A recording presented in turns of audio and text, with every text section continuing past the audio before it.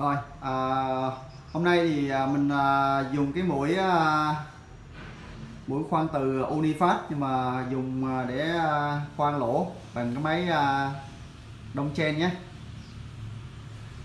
Rồi đây, chúng ta xem đây là cái mũi khoan từ hợp kim.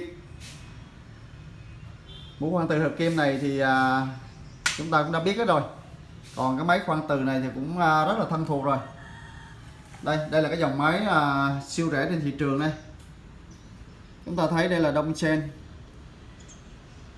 DRC30. Rồi thì ở đây không có giới thiệu cái máy nữa, thì cái máy thì hầu hết là chúng ta biết rồi. Thì bây giờ sẽ dùng cái mũi khoan này để khoan trên thép như thế nào thôi. Thì ở đây thì chúng ta thấy đây cái mũi định tâm. Đây, cái mũi định tâm này thì kèm theo máy nó có rồi. Thì bây giờ chúng ta sử dụng cái mũi này để mình khoan nhé. Thì ở đây chúng ta dùng cái phi 18 hoặc là phi 22. Và lấy phi 22 khoan đi. Phi 22 thì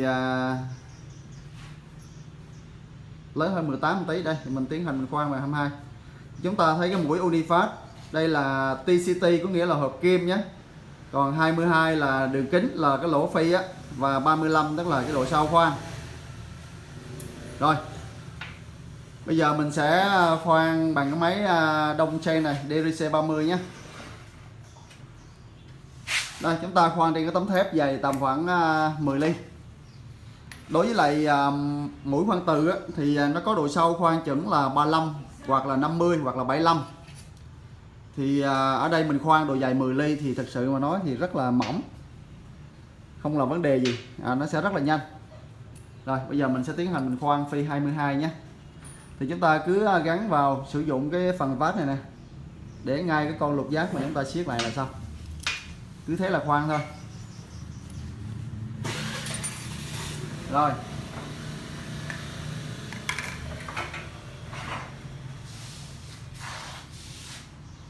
đối với cái máy đông sen này thì chúng ta xem đây. Máy này thì công suất là nó khoan được phi 30 là tối đa, với cái lực hít đế từ là 11.500 Newton. Rồi thì ở đây chúng ta khoan tầm phi 25 26 trở xuống thì rất ok với cái máy này, tại vì công suất nó là tối đa là 30, nhưng chúng ta khoan tầm 25 rồi thì ok. 30.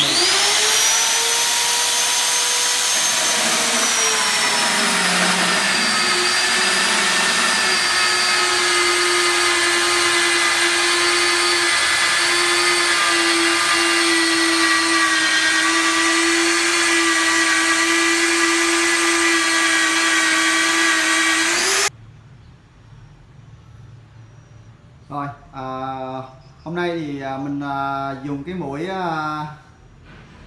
khoan từ Unifast, nhưng mà dùng để khoan lỗ bằng cái máy đông chen nhé.